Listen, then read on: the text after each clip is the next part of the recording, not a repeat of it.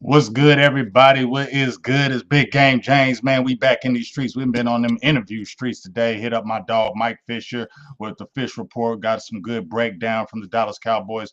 Then, right after that, I got to talk to my guy, Emery Hunt from CBS Sports Line. He broke down the draft picks for the Dallas Cowboys, the outlook, and it was a great, great interview. And now for the nightcap, I got my dog, B Tuck from Trenchwarfare. We've been doing this, so this ain't just like, no, super formal interview. We've been doing this, so this pretty much we just kicking it on this one. This is my guy. Man, it's been like 4 years or something like that. We met. It's a At least, beautiful thing, at least four, at least. man. And you really, the thing I love about this is that you really open my eyes to a lot of things, especially on the defensive side. And just really, I just been really admiring it, what you really do for the kids, not just the guys that are going into the NFL, college athletes, but the young kids that are in high school. You really touch each level of the game. And it's really, I'm very appreciative of it. I hope a lot of other people are, because what you're doing in the community for these young boys, man, is really, really awesome. So I definitely just want to give you your flowers on that, big dog. Thank you. That means a lot to me. Thank you so much. But we're gonna jump right into it, man. First I'm gonna say anything. Let's talk about Big Osa, dog. Let's talk about your Yeah. relationship with Big Osa, because it was a big thing.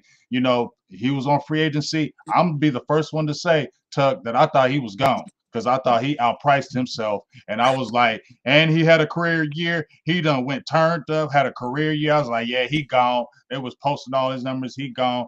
But you know what I'm saying? He came back in the fold. They said it was a good deal, probably for both sides, whatever. But you've been had a relationship with him beyond college and all those things. So kind of talk about your relationships and kind of like the excitement that you had, when you saw him get his deal. So, man, a lot to unload there. Osa and I have a really good relationship, both personal and training. I've worked with him the entire time that he's been here in Dallas. He and Neville Gallimore, Chauncey Golston, those guys, have been with me since they've been in the NFL. Mm-hmm. And I was just like you. I did not expect for the Cowboys to re-sign him. He played too well. The Cowboys have a history of not re-signing interior linemen, and Osa was the number one free agent at the position this cycle, and so he decided to stay here in Dallas. He Mm-hmm. could have gotten a whole lot more money with other teams. And so I think it's important for the average fan to understand that he took less money to stay here. Um, I know he loves the organization. I know he loves the city. And hopefully we'll show him that same type of love, because I promise you he took probably 20 or $30 million less overall to stay here in Dallas. And that's what a lot of people had talked about when they talked about the signing, and they were just like, whoa, okay. When we go back and look at this signing, like, this is team friendly, very team friendly type deal, Yes. to where this is really good for the Cowboys as well. And he left a lot of money on the table because, like you said, he was one of the top defensive tackles in this cycle. And I was saying you could go to the Ravens, somebody was going to pay him some good money, because he's number one. He's a guy that's you can count on. He hadn't missed any games except the Yes. one little COVID thing. But I mean, there was no games missed. He's a guy you can count on. He's a locker room guy. He's a guy that brings it every single play, no matter what. He's a great team guy. Yeah, I just think he's a good team guy. He's a He guy. is. He's a hard worker. He's going to give you everything you got, and he's loyal. And you saw the loyalty right here with him staying in Dallas. With that being said, Tuck, Shotty's here in the building. A lot of people are talking good things about Shotty. And Shotty went out there, when he signed, and, he went out there with his dinner and things like that, got him a little gift. Do you think that Shotty effect, what I've been calling it from day one with him getting in there, do you think the Shotty effect, because we know the Joneses, all right, but do you Yes. think that had an effect as well? I don't know. That's interesting perspective. I'm not sure. I Mm-hmm. just really think. And you're saying it had an effect as it relates to Osa's situation? Yes. I know it didn't hurt it. I Mm-hmm. know it didn't hurt it at all. I just really feel like um, with Osa, everything that he's established here through his foundation, um, the way that obviously there's no state tax in Dallas, so that Mm-hmm. in Texas, so that had a Right. lot to do with it as well. Right. Um, but a lot of guys would rather plant their seed and grow in one market if that market has treated them fairly. Mm-hmm. And I think that had a lot to do with Osa's decision. Dallas has been good to him. Um, you know, guys are only going to sign most likely 2 contracts. He's done that. Hopefully, he'll sign a third. But I mean, familiarity was the key to it. I mean, and I think that Dallas has a chance to be competitive. And so I think all of those things plus Shotty being in the building already. I mean, that familiarity too. It helped, but I think the main thing was that Osa really wanted to be here. Yeah, and that's a good thing. I thought it was huge, especially for Dallas, because I like Big Osa. And I was like, soon as I thought there was a chance, I was trumpeting, doing videos, bring him back. That's one of the main guys you have to bring back, because if you're talking about creating a culture and having a foundation, he's a foundational piece that you can't lose. This has got to be this has got to be a second contract guy, because you're trying to build something. This has to be a second contract guy, because I felt like if he got out the building, it would have put a damper, in my opinion, on that defense. Just a damper as a whole. Just the thing that you just said, that Dallas is notorious for not paying their defensive linemen, and if you would have let him go, everybody would have been throwing you. See, you cheap. You ain't trying to do nothing. You ain't Yep. trying to win, because if Yep. you was trying to win, you signing a guy like that. Damn, what the cost is. You need this guy back in the building. Figure it out. And like you said, Osa, to his credit, he said, "Hey, maybe I'm gonna take a little bit less because I love the organization this much. I believe in it, and let's see what's going forward." And I love that about it. So I'm just hoping great things continue to happen, which I think he will, because he's that type of guy. But Yes. go Yes. ahead. But I just want to say another thing, big dog. Now you got two other guys that are in the building Mhm. from your tree that you've and I'm gonna show that here in a second. But interesting enough, when I show this list, I'm gonna just show it right now because I'm just kind of hyped about it. Because when I seen it, I said, "Dang, he got these guys too, man. Tuck just be killing it, bro. Tuck just be having all of it, man. You know what I'm saying?" So I'm gonna get it up here. I'm gonna get it real nice and neat. Hold up, there we go. All right, there we go. So this is it right here. These are round one picks from my dog Tuck. Look at it Yeah. right there, man. Yeah. Look at it. You Yeah. see that list? That That's a ain't bums blessing. on that list. That's a Yeah, nice that's a list right blessing. there. That's a blessing. It's a blessing for sure. Yeah. How do you feel about that, man? It's surreal. I mean, it really is. I would have never have imagined that in 2012, when I started doing pre-draft training, that one day I would have a list that looked like that. It's just really surreal for me. I gotta pinch myself sometimes. Like, man, is this really happening? Yeah, yeah, it's a blessing. Yeah, and I like it. So you got a couple guys, and one was a surprise, at least to me. The Hmm. Browns getting Mason Graham. Yeah, That was a surprise to a lot of people. They didn't think he was. They thought he was probably a Jacksonville Jaguar. The Browns traded up and got him, so that says a lot. And you had him, but this ain't the Browns channel right now. This is Cowboys channel. So we got to talk right, about some guys that's on the Cowboys. You right, feel me? right, And if you right. see a couple of them names on here, you see number one, 2017, Solomon Thomas, who I made a video about because I am excited about him. And then you have Peyton Turner from the Saints. But first, I want to talk about Solomon Thomas, Tuck, because I did a video on him, and I Yeah, said I think he's one of the underrated signings, under the radar signings, because when you look at his career, I don't know. Maybe it was a little higher drafted that you wanted at the third pick. I don't know, going to San Francisco. Maybe it wasn't the right scheme, because I know when he went over at Oakland, he had a very good year. I got excited when I seen that Oakland tape. You feel me? And then he yeah, went over to the Jets. And the thing I loved about thing I like about Solomon right now is number one, he's a locker room guy. He is a guy that is giving you your all every single play. He is a guy that's going to be good in that locker room. His motor is on a billion. I love that. And I Yes. just feel like, he's a guy, he's a leader. So he's going to help teach guys on the line of scrimmage how to be pros and how to get better. So talk about that kind of relationship with Solomon Thomas first. And how do you feel with him being on the Cowboys? And do you still work with him? So, uh, Solly and I go all the way back to Capel High School. And I started working with him the junior summer going into his senior year in high school. And his parents are amazing. He's amazing, tremendous character, just an outstanding Uh-oh. person. Um, does everything the right way, and he's one of those guys that, and you and I have talked about this before. Where you get drafted has so much to do with how you're gonna be as a professional. And if you look back at how Solly played at Stanford, he played inside.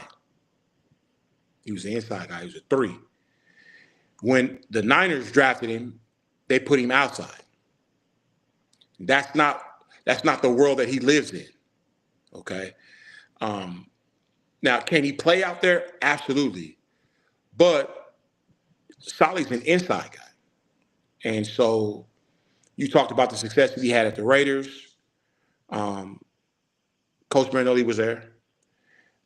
Let him do his thing. And then with the Jets, he was more of a rotational guy for them, and he provided tremendous leadership for those young defensive linemen they had over there, and Clemens and Quentin Williams and Jermaine Johnson, and so you Who you saw him coach? play. Yeah, yeah. You saw him play really well there, and I think I'm going to go out on a limb right now, because I mean, Solomon Thomas is one of my guys, like one of my day one guys. I'm going to go out on a limb right now and say that he has a career year this year in Dallas, playing for Coach White Cotton in the system that they're going to play. It really suits his skill set, and I think he's going to be really, really productive alongside a healthy Sam Williams and Osa and Micah. I think that the way that they're going to play defense in the box this year is going to be really complementary to the back end and the NFC East. I think they're going to have a really good defense this year.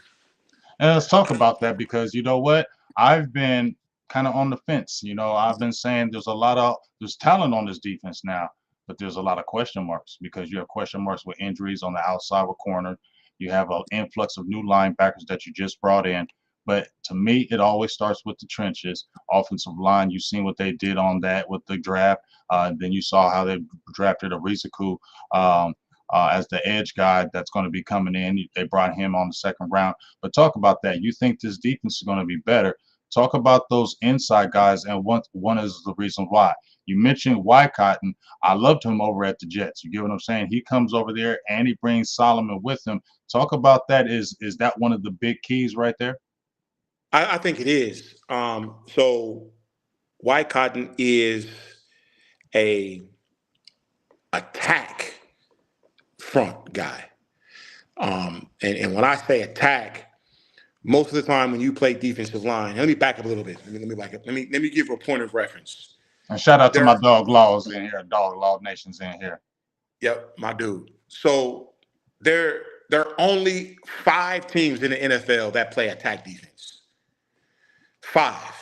There's some teams that play components of that, but for the most part, you've got 5 attack fronts. And when you play an attack front defense, it's not traditional defensive line play where you're reading keys in the run game, a base reaching down. You're pinning your ears back and you're gone. You're pass rushing on a track. Your run defense is on a track. It puts pressure on the linebackers, But the design of the defense is to smother and overwhelm the offense. And so the type of talent that they have here, you just turn them loose and go. And so to give you a really good example of how an attack defense works versus traditional read and react defense, in a traditional read and react defense, if you're a 3 technique or a 5 technique, it is not allowed for an offensive lineman to cross your face. We do not allow that at all.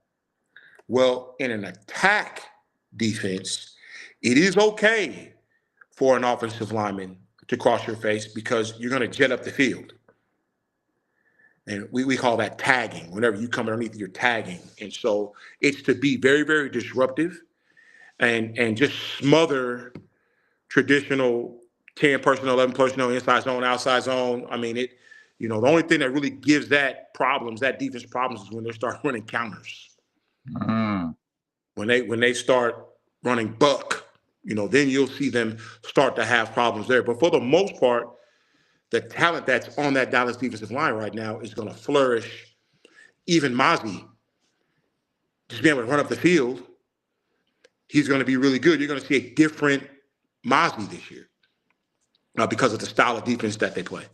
And so because of that, I expect for them to be really, really good. I think the offense is going to do what the offense has done over the last couple years. And when you play that attack defense, it's attractive for the other offense to run the ball. And so, when you have a team that's running the ball, it slows the game down, right? I'd rather a team run the ball on me. You limit the explosive plays. And so, outside of the Giants, well, the Eagles, they have a tremendous running game. The Eagles and the Giants are the only one I think will give the Cowboys a problem this year. But that defense is set up to be very, very productive, man, the way they're going to play it this year. I mean, you mentioned Mazi. I have my doubts, big dog. I ain't gonna lie. I got my doubts. They said this is the year. This is the year. They always talk about year 3, and I want you to kind of explain to the people why does everybody always talk about the year 3, especially with the defensive linemen. But I have my doubts about him. An attacking defense. Now, I did say I think he does. I watched him the last couple of years, and it does seem like he has some pass rush ability. Even though he had lost a little bit, it did show a little bit of pass rush ability. So I'm thinking White Cotton might tap into that, and get some other big bodies in there. They picked up Jay Toya from UCLA, who's about a 342 guy, Togan, and a lot of people are excited, but he is a rookie. You feel what I'm saying? And you know that, Yeah. Tuck, as well as anybody else. We don't care how big you are and strong you are. You're still coming in here with grown men, and they know technique and they know the tricks of the trade to know how to get you off balance and things of that nature. So talk about maybe Mazi and why do you think, not just because it's an attacking style, do you think it's the year 3, and why is it always year 3 with the defensive lineman, it seems? Sometimes it takes guys a minute to get going. Football goes in cycles. So you don't see many freshmen playing on varsity in high school. Mm-hmm. If you do, they're really, really special. You start to see them maybe rotate a little bit as a sophomore. In their junior and senior year, they take off. Well, that cycle typically repeats itself once you go to college. As a true freshman, you see very few that even rotate. A lot of freshmen in college, they redshirt. That redshirt freshman year, they get in rotation a little bit. As a redshirt sophomore, they're playing. That's year 3, right? If they play their redshirt junior year, they're really good, they're gone.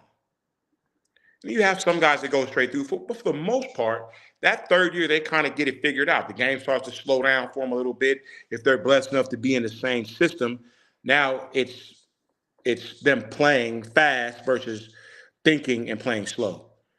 And so the same thing happens in the NFL. The cycle starts over again. So now you're a rookie, even if you're a high draft pick, you're a first rounder. Okay. The system that he played in at Michigan is not the system he played in Dallas. So he had to get acclimated to that. Then he had to get acclimated to the speed of the game. Then he had to find himself. And so year one was lukewarm. Mm-hmm. You know, you saw some immaturity there, right? Year two, I think they pulled a lot of expectations off of him. And so now he's had an opportunity to kind of see the professional game. Um, he knows what he can and can't do. He knows what he can get away with and what he can't get away with.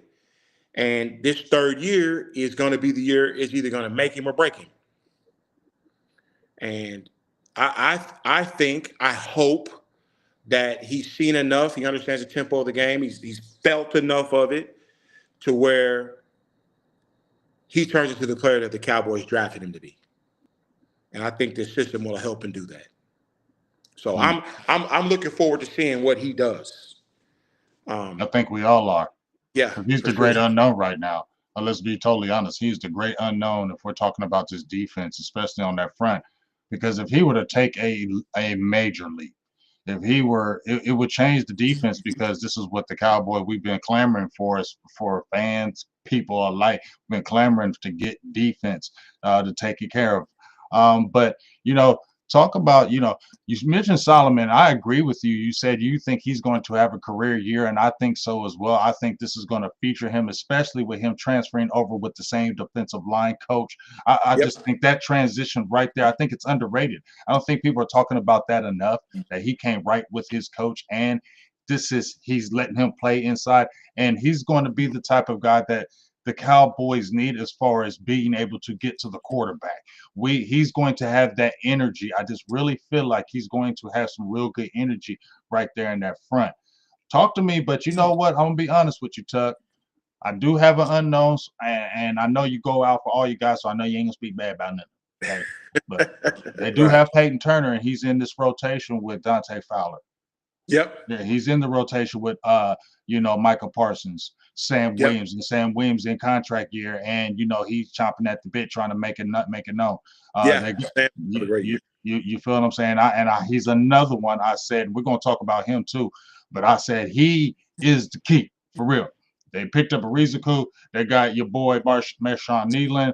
But if Sam Williams comes back from that knee Yep. healthy in this Yep. contract year, it's going to change everything, dog. It really is. And now you have Yeah. your guy Peyton Turner too. So talk to me about Peyton Turner because he's been that bus label. They've been saying he didn't really do it there. So Dallas is could be the reclamation project, but you got a lot of competition in front of you. Talk about me what Peyton Turner really can offer the team. He has size. We all know that, but can he tap into it here in Dallas where he maybe couldn't tap into it in New Orleans? Yeah. I think Peyton has all the traits and characteristics to be an outstanding defensive end in the NFL. That's why he was drafted in the first round. Um, and if we go back for just a moment and talk about him at the University of Houston, um, he was a converted basketball player, and so super athletic. Um, he played for a great college coach with Coach Early, who's now at Missouri. Um, I know Peyton came into the league with a lot of fanfare, but he was also behind Cam Jordan in New Orleans, and then his name slips me. He got drafted in the first round of UTSA, the defensive end. I know who you're talking about. I know exactly who you're talking about. Yeah, Somebody and in Cattle so said, yeah, and then Peyton has dealt with a slew of injuries that that's going to hamper anybody. I know he's healthy. I've had conversations, with his agent. He is going to be a different player than he has been, just for the simple fact that he's healthy, right? Um, I think he's going to lend great depth to the Cowboys. There's a lot of tread left on his tire because he has not been playing, 800 to 1,000 snaps a season. Right. Um, I think he's going to look at this as an opportunity to, prove some people wrong. That Mm-hmm. you know, New Orleans, I didn't potentially live up to expectations there, but here's a new opportunity for me here. And so I hope that Peyton, for everyone's sake, plays really, really well this year. I don't want anybody that's on my list that I've worked with to not be successful, And I haven't worked with Peyton um, since he went into the league. Okay. Um, like I said, he and his agent had some conversations about him getting with me this summer. We'll see. Um, you know, I'd love for him to get back in the lab with me. Um, I know how this defense needs to be played, and so I could help close that curve for him if he chose to come back home. I mean, it's up to him. Oh, Peyton, I know you probably ain't listen to us, but if you was, come on back home, dog. Come on back home, because you 6'6". You got them long arms. You're athletic as all out. You really can really help this team as well, like you said, in the depth. Coming off in a NASCAR package, a third down, you know what I mean? Like you really can add to Absolutely. it. So get hold of B Tuck, man, and let's get it back right. You know what I'm saying? Yeah, Make let's it go. happen all together. You know what I'm saying? Let's So go. that's a great thing. But I always love when you talk about and break down the positions. The big sore spot that everybody's been hollering about, Tuck, is the zero or the one tech. Yep. But people may not really understand why is that so important, because now you said something that kind of my spider senses start tingling, because you said, well, I'd rather attack, and you can kind of run us, but we want to limit exposure plays. But Dallas been getting gashed, Tuck, 130 yards on the ground last year, away 157 at home, 25 rushing touchdowns. It's been the sore spot in that inside. Now we know Mazi, but it is a little, I'm not gonna say undersized, but he's not the beefy zero or the one that you like to have as the run stuffer. Um, Kind of talk about the 0 and 1 and what it really means, and why is it important to maybe have it in your defense. Yeah. Um, and I gotta talk about a couple of guys that came out this year that I trained in, um, and actually just one in Kenny Grant from Michigan. Whenever you have a zero or one that is 330 pounds plus, that guy is gonna do a couple things. One, he's always gonna demand a double team. Okay. And secondly, he's gonna be a two gap guy. And so in any defense, regardless if it's a read and react or attack and react, you want your linebackers to be clean. And so when you have that stalwart mountain of a man in the inside, whether you put him at a 0 or 1, and we talk about a 0, that's head up on the center. Talk about a 1, he's on the shoulder of the center, in the A gap between the center and the guard.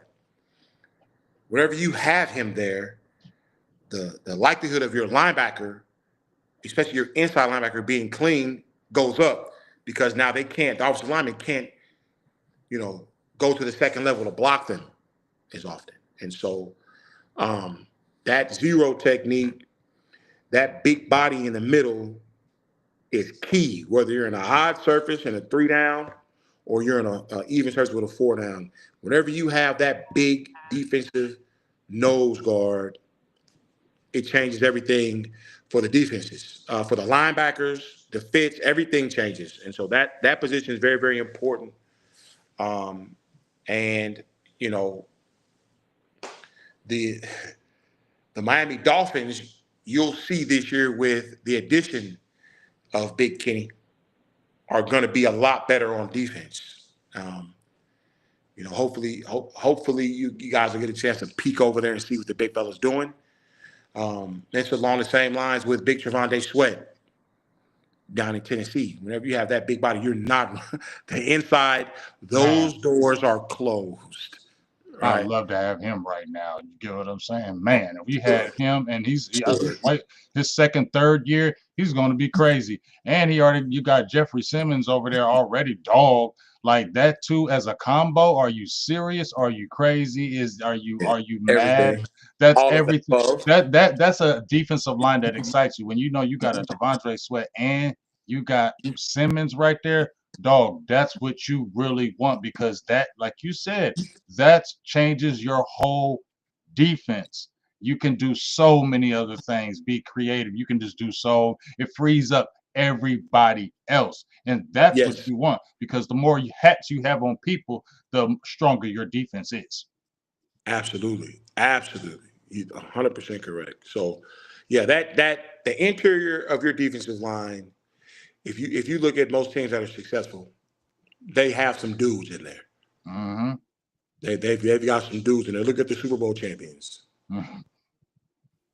They, I, Carter, we may hate the Eagles, but Carter's different. Bro, he changes everything. And he bro, nasty. He don't care. He nasty too. he. What about what about the big fella? Big Davis, right. And he can just big and clog. And if you can free, that's why. And it goes to this question right here from the lunatic because this is what I was asking because I wanted to ask you, did you know this? $2 holler, shout out to you, the lunatic, super faithful. Who does Eberflus system help best from your knowns? Do you because from what I've heard about and what I've seen from Eberflus system, he's more of a base guy. He's not a super blitz guy. He really relies on that front seven. So really, that front has really got to really do his job. So it really kind of goes off of what we talked about with the Eagles because they didn't have to blitz. They got all their pressure from up front. And when you don't have the blitz, dog, you Yeah, in heaven. yeah. The Eagles had four players with double digit sacks. Right. I mean, pin your ears back and go. And so the Eberflus system and White Cotton as the defensive line coach, they're gonna let these guys pin their ears back and go. You're gonna see a lot of sim pressures. You're gonna see a lot of fire zones. You're gonna see not necessarily blitzes, but you're gonna see some overloads, trying to get two-man surfaces, things of that nature that are gonna allow guys to have one-on-one in the pass rush. And so expect for Dallas to have a ton of sack production, especially if they have the opposing team playing from behind. When they know it's a passing situation. So that's why I say, I think Sam's going to have a great year. I think Mike is going to do what he's always done. I think Mazi's going to have a great year, and Osa is going to cut up this year. It's going to be crazy. I spoke with him yesterday, and you know, you hear the horror stories about guys getting paid and then kind of getting complacent. Mm-hmm. It's the complete opposite with him. He's like, man, I gotta make sure that I justify that.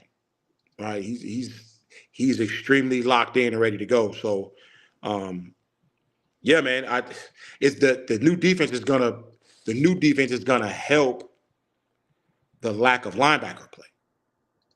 And that's very good that you brought that up because I'm about to share this right here. This is what Osa had just said, and that's very poignant. What we're talking about. Osa comes out and says, with the new Eberflus system, he said puts on his position and how his opportunities could be different this year, just based on some things we're being asked to do right now.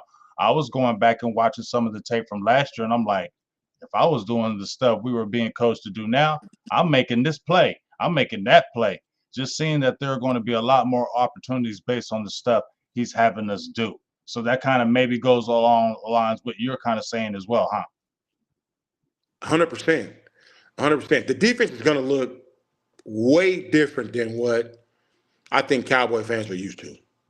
Um, when they go to training camp, when they go, you're like, ooh, you know, offensive lines hate to play against attack style defenses because everything they do, their tricks, their alignment, everything that they want to do doesn't matter.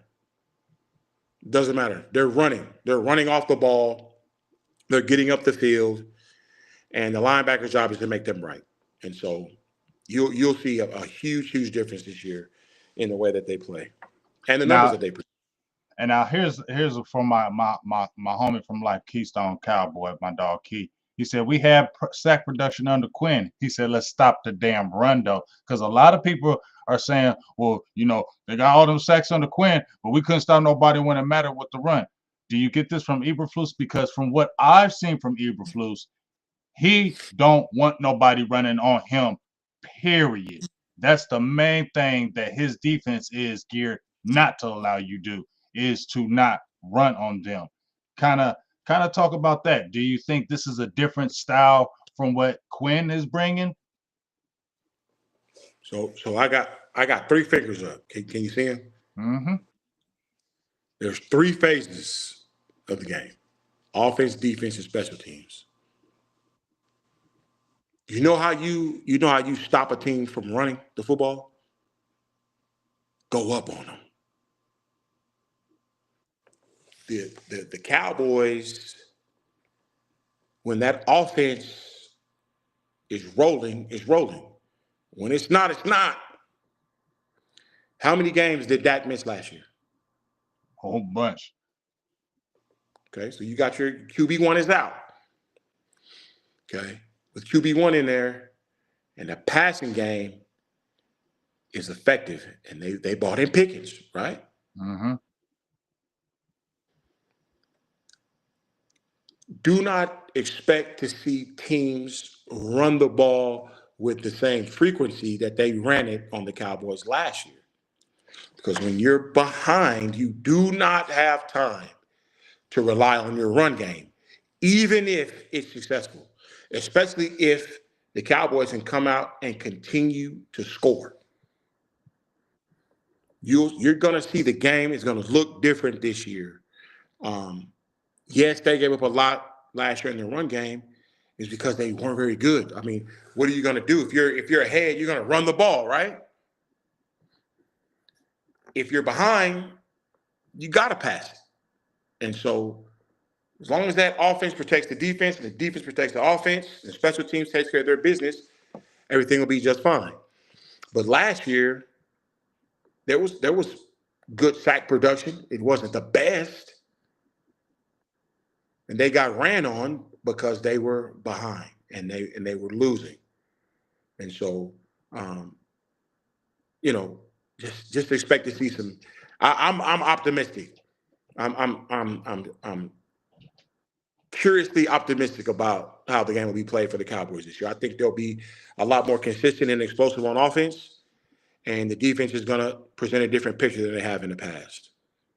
Now let's talk about Sam Williams right quick, because like I said, he's that key. We've been Yep. talking about him the last few years. We're waiting for Sam Williams. The injury was devastating, because Yep. a lot of us felt like that was going to be his year last year, and then he had the injury. Yep. And a lot of people thought he was going to break out.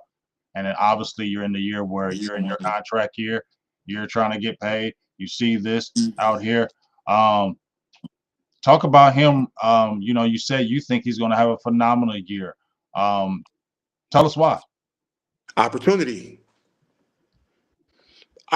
man. I But mean, hold up now, hold up. Now they brought Dante Fowler over, and they might have Micah on the edge. What do you think about that though? Do you think that three ends are always going to play. Three are always going to play.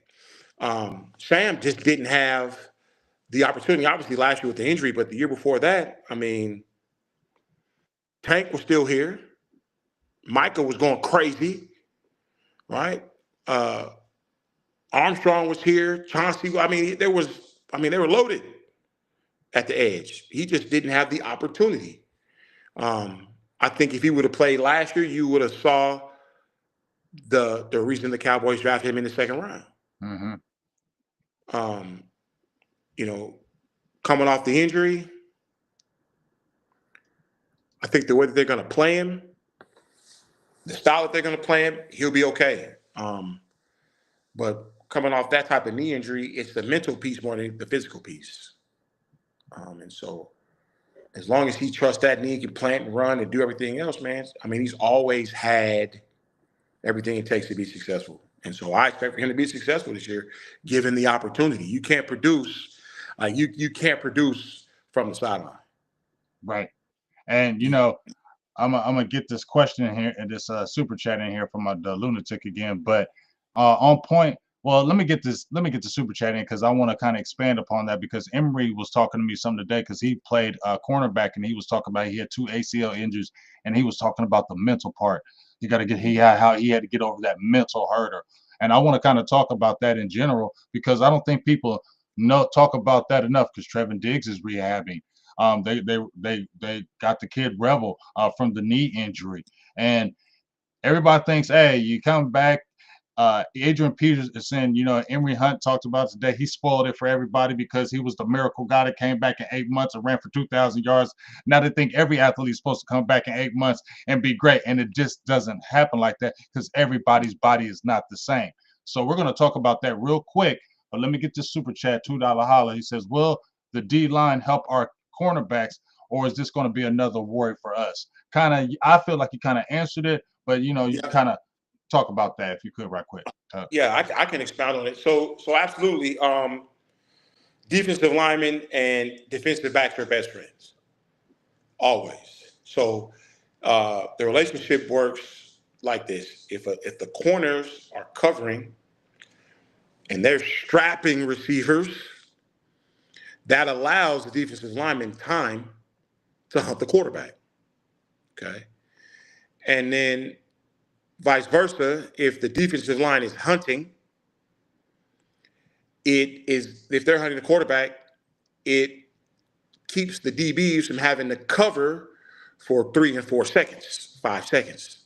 And so that relationship is central. And so, yes, the way they're going to play defense this year up front is going to help the corners. You're going to see a lot more press coverage. Guys are going to be, pressing the receiver because, we've got to eliminate the quick throws. I mean, inside routes. I mean, they're gonna make those receivers work their way downfield to give the defensive line time to hunt. And so, yes, the way they're gonna play this year is gonna help the DBs for sure. All right, and let's talk about, like I said, Cowboys got some injuries. Sam Mhm. Williams is coming back from a knee. Just talk Yep. about, how really big of a mental really thing it is because it's always easier said than done. Everybody thinks, okay, he tore his knee up in medical science, which is amazing now in 2025. It's so different. It's not death sentences like it used to be. Guys are coming back and being very productive like they've never been hurt in their life. It's like they almost better when they come back. I've seen guys have 2, 3 knee injuries, and then they come back and they jumping still as high as ever. I'm like, how does that really happen? You feel me? Yeah. And then even you got Demarion Overshown who had that nasty knee injury, and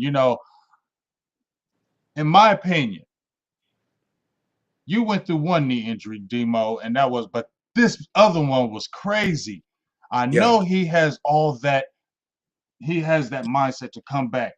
But that's got to be a mental hurdle after you've been hurt like that and you have to deal with that. The mental piece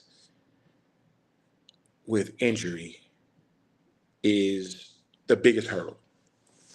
Being able to trust whatever was injured is the hardest thing to come back from. And I've dealt with it a couple dozen times. One of the things that I specialize in is return to play from injury. To be able to, you know, segment things and go step by step to get a guy to, go from having, invasive surgery to rehab and physical therapy, and then still at the same time try to prepare to play. And so the mental aspect is that last and final hurdle. Once a guy gets out on there on the field, and if it's a shoulder, being able to throw that shoulder into the block, or to the play, or to the tackle. If it's anything lower extremity, trusting that when you plant or change direction or get off, that everything is still going to be there. And so with Overshawn, I mean, just heartbreaking, devastating injuries to a really good football player and a really good young man. Mental toughness is going to play a role. The support system he has around him and who he works with and how often they work. All those things play a role. But football players, we have a gladiator mindset. If you ask most of them, they'd rather die on the football field. And Mm-hmm. so it might take him a little bit to get going, but perfectly he returns from the injury. But that is going to be the biggest hurdle for him is the mental aspect of it. And it I mean, normally takes 2 years. that's what I It say. normally takes 2 years. You can be healthy and ready to go, But it's that mental but thing. when you are doing physical therapy and rehab versus training and getting strong and doing position specific work, it's a huge difference, man. It is. It absolutely is. So it normally takes about a year and a half, 2 years to see a guy fully recover. Most guys, there are exceptions to the rules, but most guys, it takes that long. Yeah, and I Yeah, 100% agree with that because you we'll see it. see. You see it out of so many guys. You know what I mean? Did I That lose you, James? can you hear me? Go out and come back in. Can you hear me?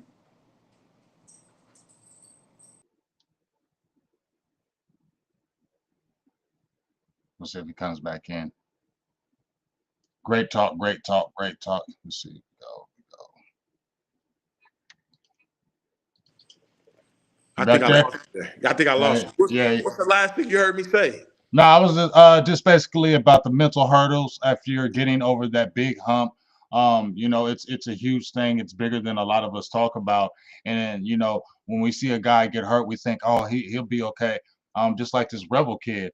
This cornerback they drafted out of East Carolina, man, he's good. I don't give a hell with him, but he's really good. But he had that knee injury. I want them to slow cook him.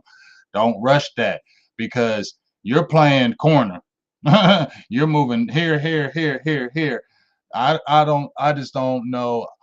I haven't had a major injury like that, but I know enough when I've played and I've had minor injuries that mentally you might not just want to plant on that knee.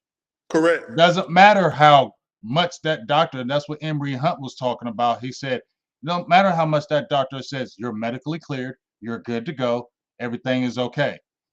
You don't want to plan on that knee. If you blew it out, you just want to. You're worried about trusting it, and it takes a while Absolutely. before you can do it. And people Absolutely. don't understand that, and that's why you don't see the player maybe come back and be himself, like he is, because he's still getting over that mental hurdle. And that's like you said, 2 years later, it's like, okay, I'm finally through it because I've been Yep. through it. Now Yep. I can go forward and play football. Yes. Yes. Absolutely. Absolutely. Yep. You hit the nail on the head with that. So, just a few more things before we kind of get off of here, man. Yep. Talk about the positions, if for people that maybe don't know, we talked about the 0 and 1 and what it meant. Talk about the 1, the 3 tech, the 4, the 5. What are the differences? I always love to talk to you about this. What are the differences from those positions and what is the impact? How can, like, let's say like a Solomon Thomas, Hmm. is he a So guy that can be a 3, a 4, and a 5? You know what I'm saying? What he is can. the differences? He can. Solly basically replaces Chauncey and his versatility, being able to play inside and That's what outside. I said. Yeah, he replaces him. Obviously, Ghost was Both the guys you trained, right? yeah. Obviously, Ghost is younger than Solly, Right. but he replaces him in the defense. And so when you talk about alignment, it's just a numerical system that tells us where to go. And so it doesn't matter if you're going left to right. If you're a zero, you're head up on the center. If you're a one, you're going to be on the outside shoulder of the center in the A gap between the center and the guard. Okay. If you're a two, you're going to be head up on the guard. Okay. If you're a three, you're on the outside shoulder of the guard, in between the guard and the tackle in the B gap. If you're a four, you're head up on the tackle. Okay. If you're a 5, you're on the outside shoulder of the tackle. If you're a 6, you're either head up on the tight end or where the tight end would be. Okay. And then you sometimes hear people talk about 7s, but mostly once they go from a 6, you hear guys start talking about a wide 9. And so that's way out there. Okay. Now, there's some specialty alignments. We start talking about 4 eyes and 2 eyes. Okay. And so remember I said if you line up head up on the guard, you're a 2. The I stands for inside. Okay, so it's a 2 inside. So you're not necessarily going to be head up on him. You're going to be more toward the A gap, but not in it or at a 1. So you're going to be on the inside shoulder of that 2. And then the same thing when you hear a 4 eye. So you're going to be on the inside shoulder of the tackle. And so that's where our alignments, our numeric system of alignments come from. And the linebackers have the same alignment. All you do is add a 0 to it. Okay, so if your linebacker's in the A gap, he's a 10 backer. Head up on the guard, he's a 20. Outside shoulder of the guard, he's a 30. Head up on the tackle, he's a 40 backer. Outside, he's a 50, and then you're in coverage after that. Okay. So the type of bodies that you want to have on the inside, depending on the type of defense that you play, you want to have athletic, strong guys with long arms, with good bases, with decent weight on the inside, regardless of what type of defense you play. Why long arms? Everybody always talks about that. Yeah. So when an interior lineman or an edge guy has long arms, they can reach out and touch the offensive lineman and keep that offensive lineman from grabbing them. Okay. We call it extension. And so if you see when guys strike and they have extension, the defensive lineman is in a position of advantage. If you have short arms, that's very difficult for you to do, right? Because now that offensive lineman can engage you and bring you in tight. And now there's no extension. You're in a fit with nowhere in the block. And now that offensive lineman can hold you covertly because he's got you in tight, okay? When you have long arms and you can extend on him, he can't do that, right? So that's why there's a huge emphasis on guys with length, with long arms.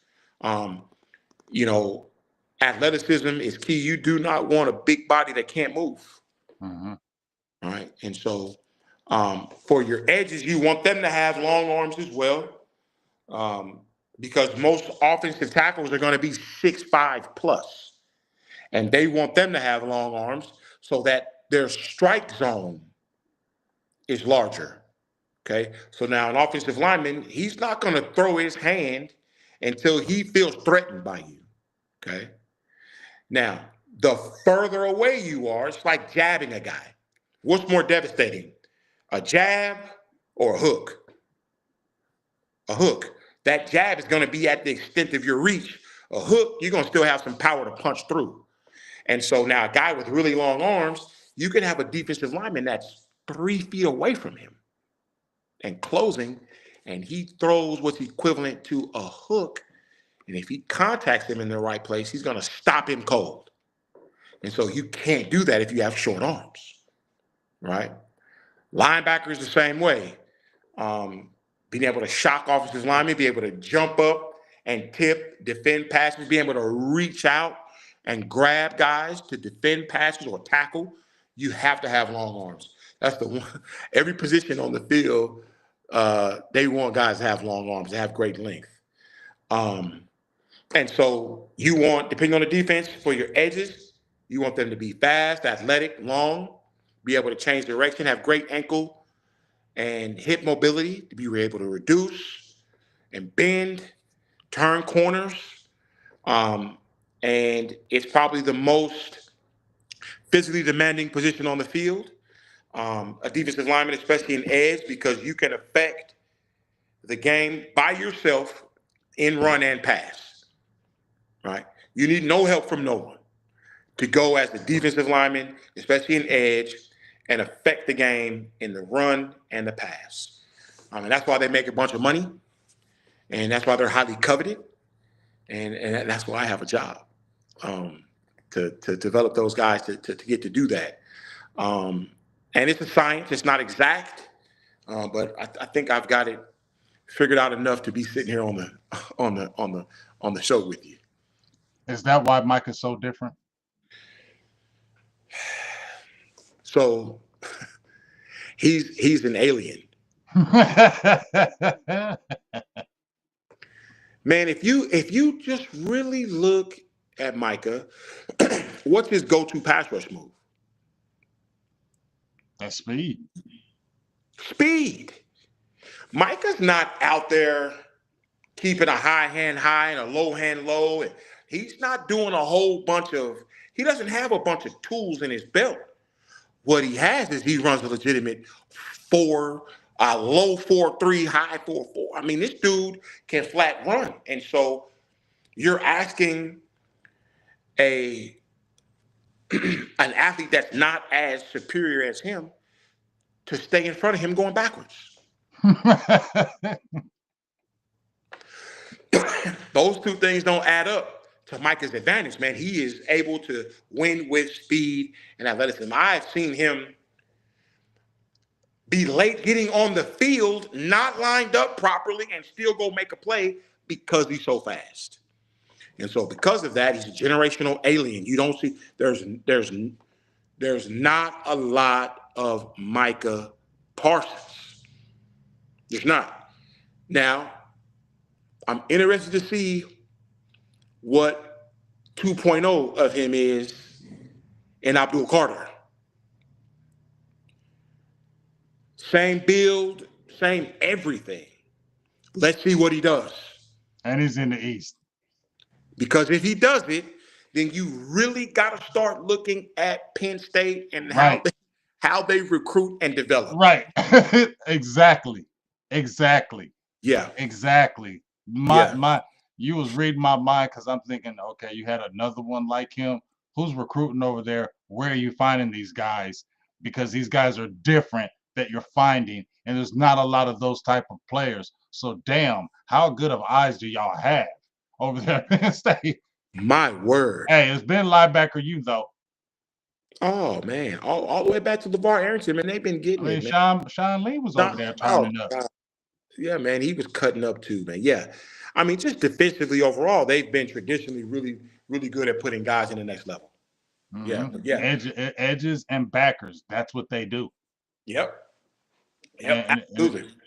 Did I answer that question for you? Did I cover all? And okay. I want you to answer this one right quick because I don't know how much you know about him, but I'm super hyped about this kid only because Dallas ain't had one in a long time.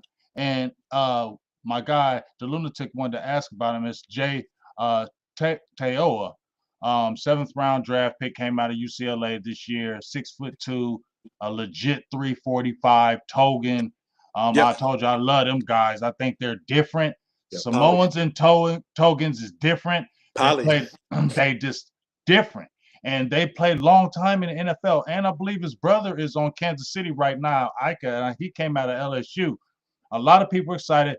You know, I'm not putting too much stuff in the OTAs because they ain't got pads on. But, you know, he did get some burn with the first team. And I think that's just a thing where let's see how this guy plays against these other guys with first team. I think that's where you give him a little bit of a bone. But I don't know if you know anything about him. But if you do know anything. Not directly. Not directly. So I had his teammate, Femi, with me for pre-draft, and he talked a lot about him. Really? Yes, he did. So I haven't worked with him, and I don't know a lot about him. Hopefully that changes. Yeah, because you know Osa, UCLA. Exactly. And so Jay, holla at my guy. He gonna get you right. We need you. Yeah, man. Yeah, man. And so most guys, if they've had a trainer, they're going to go back to him, which Right. I encourage anyway. Mm-hmm. But if he hasn't, then, I have a relationship with the Cowboys that's strong enough that they're going to, hey, man, go see Tug. Mm-hmm. So we'll see, man. But I don't know a lot about him. I haven't worked with him. But hopefully that'll change here really soon. Yeah, that would be awesome if I see the next video with Toy. I'm like, okay, it's over. We Yeah. good now. We good now. Yeah. So I'm gonna go ahead and start tagging them Cowboys and start we're doing. Everybody else be tagging them with these hashtags. I'm gonna do a hashtag to get them over to that trench warfare, dog. Yeah, man. Just the name trench Yeah. warfare. That's what made me be like, okay, I gotta mess with my dog. His name Trench Warfare. You feel me? How can you not get hyped about that when your title is that? You get what I'm saying? Yeah. And just like I said, going back to this list is just awesome, man. Just all these players that you have put in, these some dogs on here. You know what I'm saying? People were waiting for Jermaine Johnson and then George for the Chiefs, and you had very high marks when he was coming in. You said he was going to be a slept-on player. Cansey is starting to really turn up now Yeah. with those Buccaneers now. You know what I mean? Will Anderson Jr. is a dog over there with the Texans. Jared Verse, what can we say about him? Animal. Talk to me about him right quick. I know we talking. Talk to me. Verse is nasty. Verse is nasty. Hey, Verse man. is nasty, dog. So He nasty. I talked to Versi 2 weeks ago. He's And nasty, dog. we're going to get together. Just so proud of him. His football journey. He started off at a very high academic school in the American Conference, transferred to Florida State, had an amazing career there. You guys got to see him firsthand in training camp last year. Mm-hmm. Um, and we were like, damn, he yeah, good. yeah. And then for him to win the Defensive Rookie of the Year, I was so excited for him to win that award because it was the very first time in a long time that it was given to a player who truly impacted the game and not necessarily had a bunch of stats. Mm-hmm. So super proud of him. Verse is very, very different, very intellectual. Whenever we speak, before we get into football real deep, I'm going to ask him, what book are you reading? And, just really in touch with himself, super intelligent, understands his purpose and his walk, and is very, very intentional, man. And I mean, he's going to be a star for a long time. Crazy, man. It's he's going to be a crazy. star. It's crazy. I think this next year, man, he's going to go ballistic. I think he's just going to, because just what you said, I don't know about him like you do, but from the outside looking in, that's what I got from intelligence. You can see how he plays the game. He can see he plays it very smartly. He knows, he can tell he studies, like he's very intellectual. Just what you talked about with reading, I can see that. He can tell he's sure of himself, just the way he carries himself. He's sure of himself and his ability. And I just feel like he has the attitude that you cannot stop me, period. That is him. That is that is him, man. And just imagine how comfortable it was for him as a rookie to go through that very long, rigorous NFL season with your college teammate. Right. You're rookies together. Right. And he a dog too. He is. And I'm gonna, Neville Gallimore is, that's like a little brother to me. Uh-huh. When I hear Verse talk about Neville and what he brought to the Rams last year from a veteran leadership role to help those guys with their transition, I mean, it just, I couldn't have been, more proud because Neville was leaving. For him to be able to do that, leaving a bad situation in Miami that we still can't figure out what happened and why it happened. Mm-hmm. For him to be able to go to the Rams and have the They got a good postseason. organization over there. The Yeah, Rams, just keep it real. The Rams got a good organization over there. They do. 100%. Yep, 100%. And so, yeah, man, it meant a lot. It meant a lot for me to hear Versi give Nev his flowers and Mm-hmm. say, "I wish he would have come back." You know, Mm-hmm. that meant a lot. But yeah, man, Versus is going to be one of those guys that we're going to be able to say we got a chance to see play. Yeah, I got a chance to see him play. That he's going to Mm-hmm. be one of those guys. Yeah, man, he's a different player. I love watching him. Matter of fact, I might go watch a little bit of him now because just watching the way just the player, dog. Just certain people. I love defense. I'm a defensive guy. Always been that like that, and I love attacking. And when you just see certain type of players that you just know, like he's just fun to watch, dog. I would just Yeah, man. because you can see he's going to have a toolbox where he's going to be setting you up. Oh my God, it ain't just going to be one move. Oh my God, year 3, 4. Ooh, wow. It's Yeah, going to be, he's going he's to be that dude. strong too. He's gonna be that dude. He's gonna be one of the best defensive ends in this league within the next couple of years, bar none. I agree. Facts. I agree. I agree. I agree for sure. Yeah. But hey, man, I appreciate you, big dog, taking out your time. Like I said, Always. you had your day off. My man was Yeah. drinking the wine when I first pulled up. He had the wine. He said, I don't never have days off. You feel me? I'm going to drink some of the wine right now and chill. You Yeah, know what I mean? man. Because we Yeah, back to work tomorrow. Feel me? Going man. hard in the paint. You know what I'm saying? Talk Yeah. about a little bit. You talked about off air with me. You said you had your day off. What'd you go do on your day off? Talk about that. Well, you Nothing. said you no, when you said you went over to you said you had just came back from I think you said Chicago. You said you was hanging out No, with them no. out So there.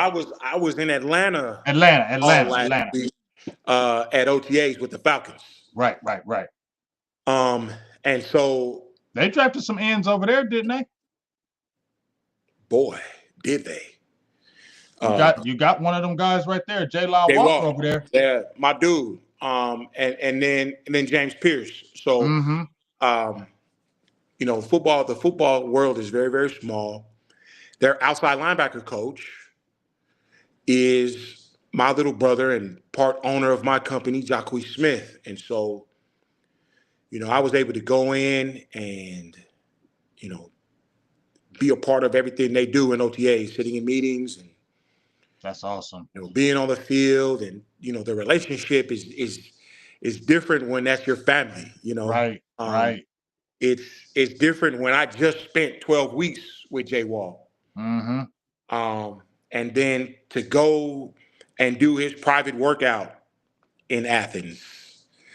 And the Falcon organization being there and visiting with him, and then for them to draft him, and then for me to be there for his very first OTA. That's It was just amazing, man. But that grind that they do, obviously it's hard for the players, but from a coaching perspective, man, I hadn't had to sit in meetings like that in who knows how long, man. And so we're getting to the facility at 5 in the morning.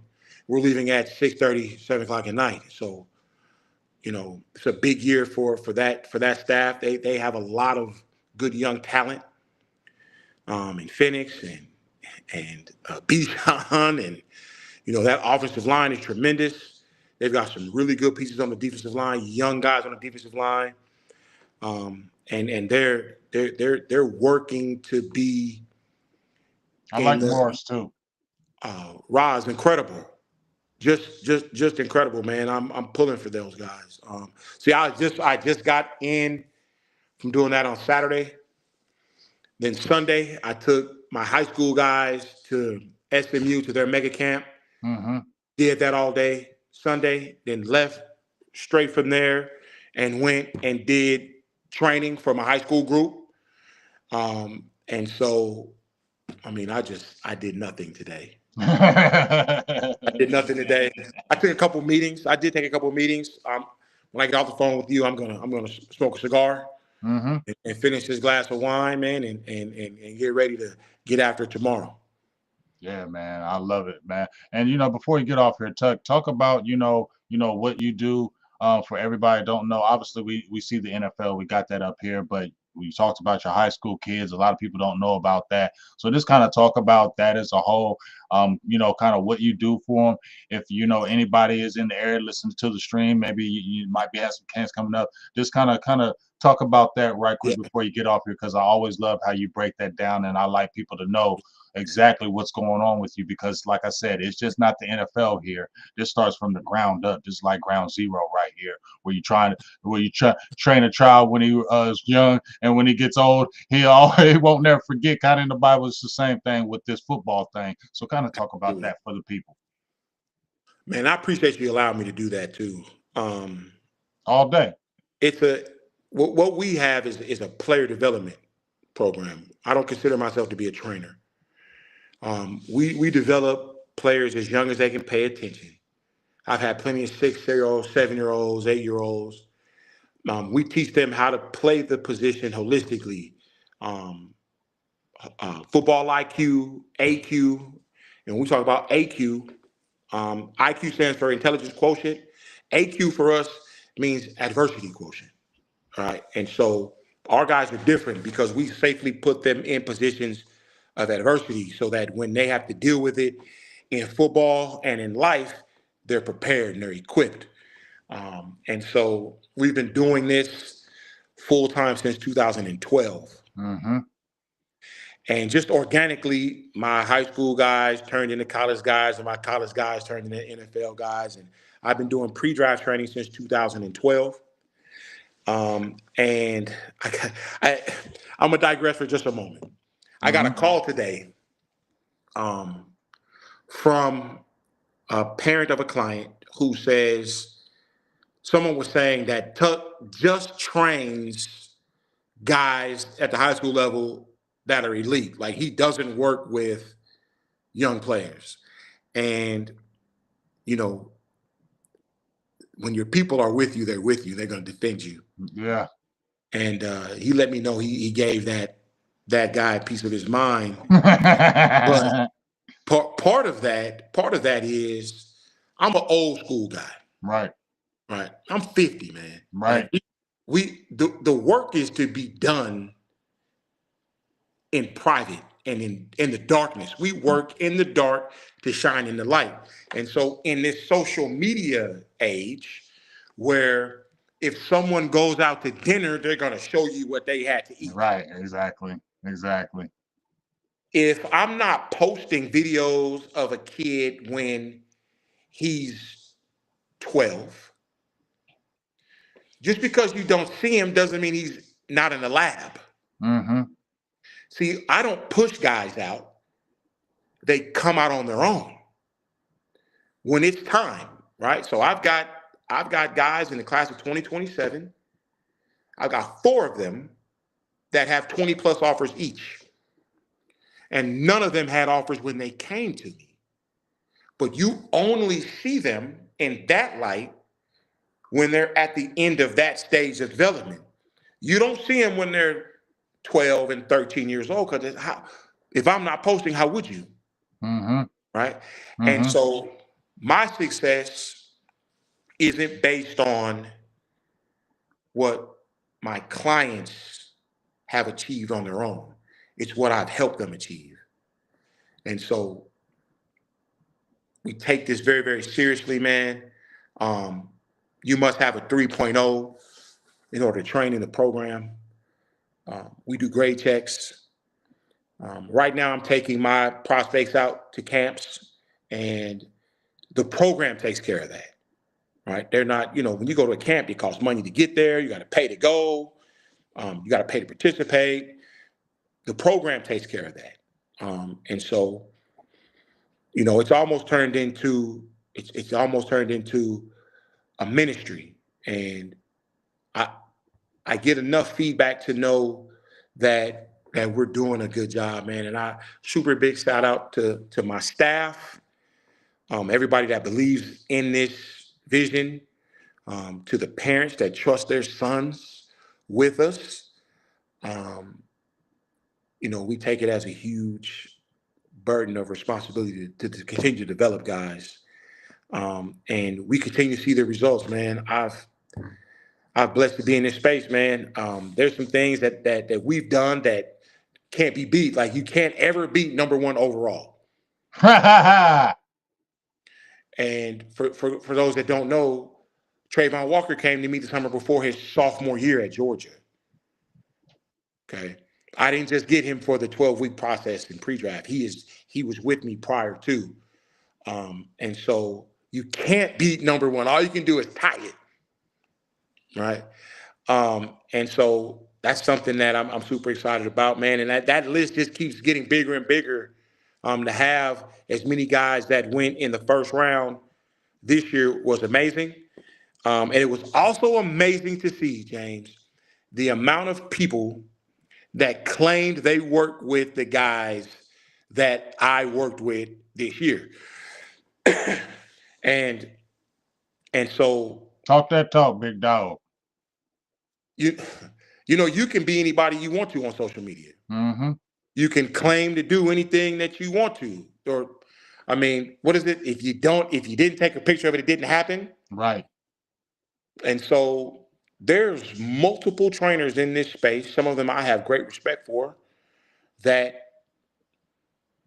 claimed they worked with some of those first round guys that I worked with. And so I gotta take it as flattery. Mm-hmm. And also have to take it, they know that I'm not gonna come out and say, no, you didn't. I'm not gonna do it. I'm not gonna do that. Even though I kind of just did. I didn't drop any names. But yeah, man, that it just don't nobody know nothing here. Man, but so the right people know. Right. The real people know. The right people know. I have the plane tickets, the emails, and the invoices to say that I did this player's pre-draft. Mm-hmm. And if you feel like saying that you did it is going to help you in some way, shape, or form, or catapult you to do better than what you're doing, by all means. But by all means. But remember who the originator is.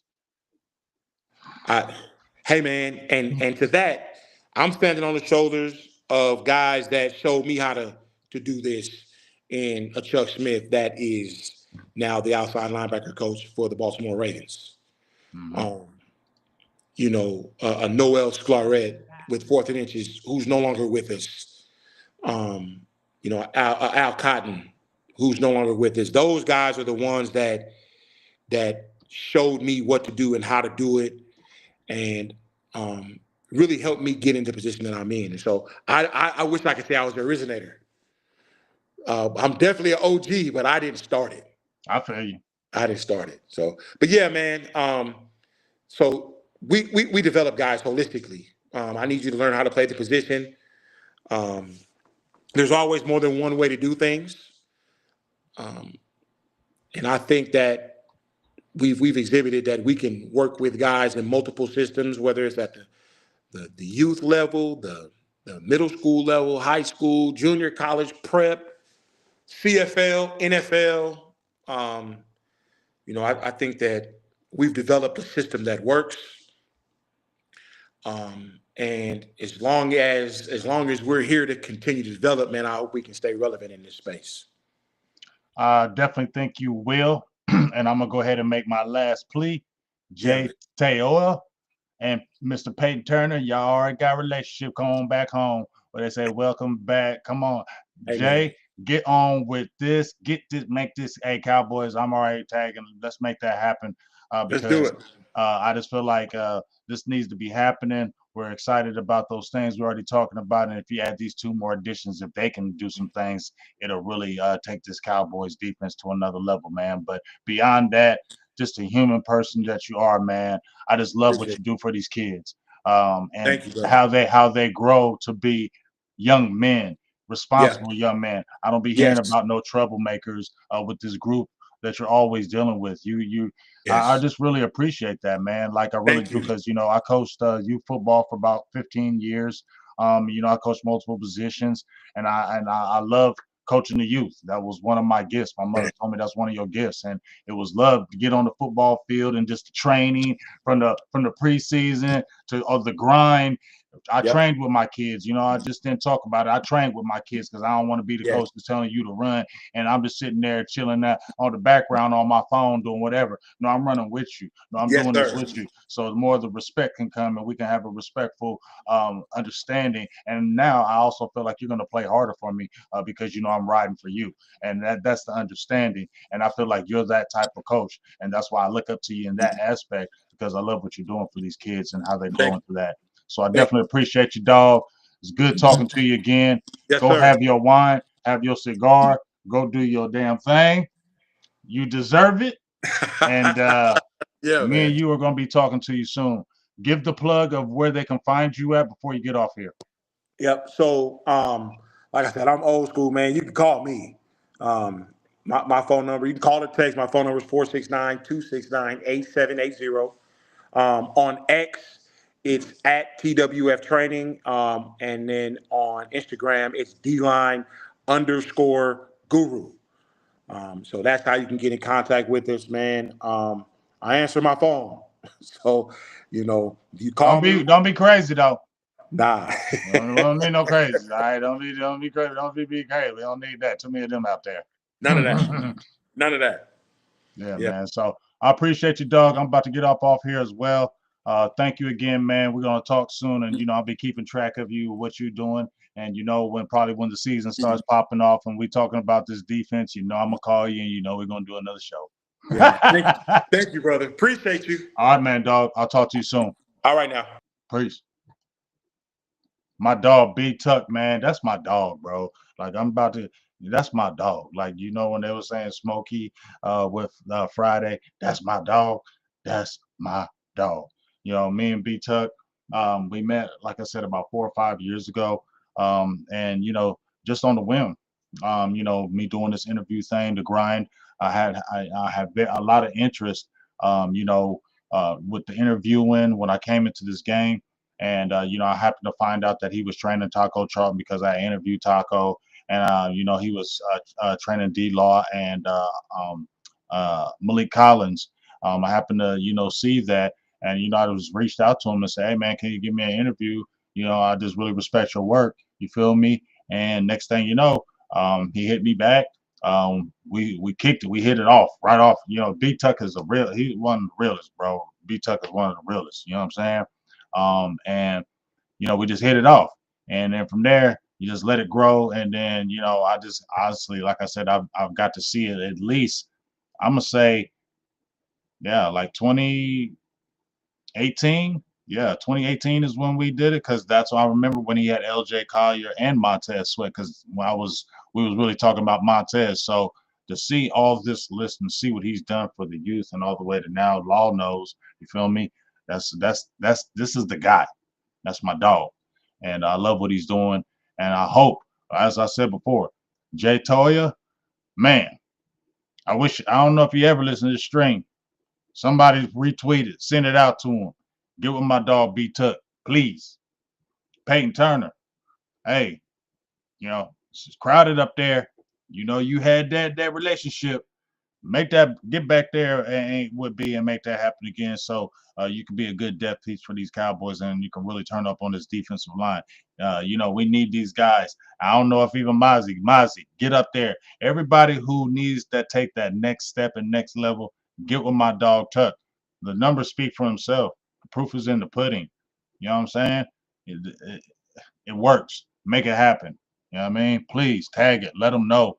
We need these young guys. We need these guys to be training with Tuck. He's done a great job. Osa, like you said, he known Osa damn near since young age. And look what Osa has become. You know what I'm saying? Your boy Ghost. Ghoston was a solid player with Dallas. Now he got a nice little contract over with the Giants. He puts out guys that really that are steady, solid guys that can really and he's got some stars on here. You know what I mean? So get these guys with Tuck, man. Stop playing around. Really, Cowboys, y'all need to just put him on payroll. Let's keep it real.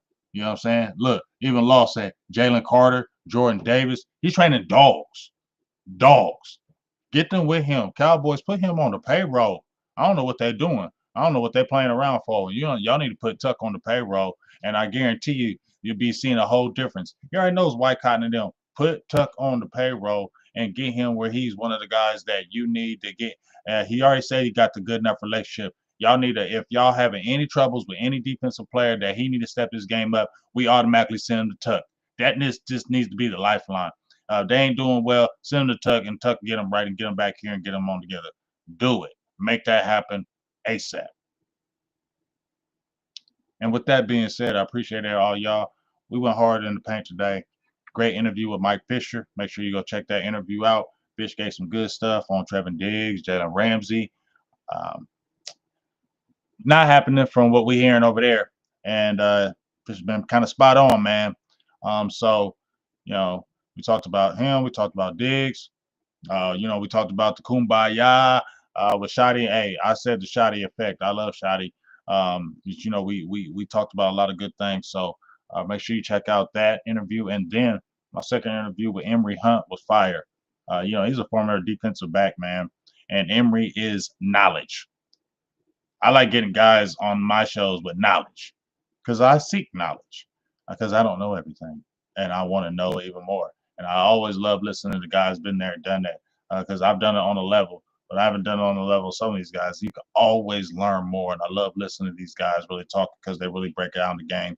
So please go check out those interviews. Mike Fisher, definitely check out that interview with Emory Hunt. He's a slept-on guy in the streets, man. He knows these small college players. He really devils in, even with the HBCs. He knows. He just at the end of that interview and show gives a plug on his book. I think he said in his last 4 years he's did over 5,000 players, in-depth players, like at damn near every player in the NFL. He said he was spot on his predictions on with the Eagles what they were going to do. Please check out Emory Hunt. You must look nice. So that was a great interview. And then obviously we gave the nightcap a Tuck. I already said enough. Monster. So we going hard in paint. I got a sneaky video that I'm dropping tomorrow. Emory piqued my interest about this, so I'm gonna drop a video tomorrow and talk about tomorrow. So please support that video, like, share, all that good stuff, man. I appreciate everybody who's in the building, everybody listen. Shout out to you, Law, for being here. Shout out to everybody that's been in the building supporting Big Game James, and let's keep it making it happen. It's training camp is right around the corner. I might get out there this year. You feel me? It's been since 2021 since I've been out there, but I could be like LL Cool J or Notorious Big. I'm going back to Cali. We'll see what happens on that front. You never know. So appreciate y'all once again. We'll talk to you soon. Big Game James, I am out of here. Peace.